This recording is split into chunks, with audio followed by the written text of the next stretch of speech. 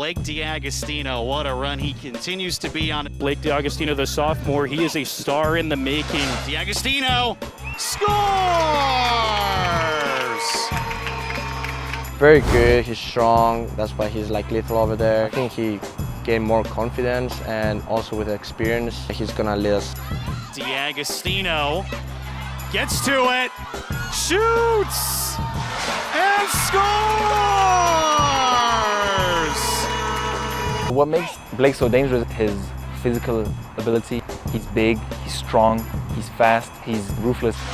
DeAgostino, he has scored now in 4 straight games. My mentality is actually just to go out there and play freely with confidence. I like going on as the game goes. You get confidence as the game goes, and you get a rhythm, and you're just playing for God.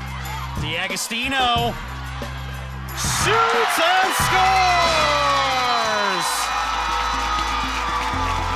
One of the main things I really appreciate here at CVU about being open with my faith is just the influence around me, the coaches, the teachers, and the students. I just think playing for God is probably the main part, and then the rest kind of does itself.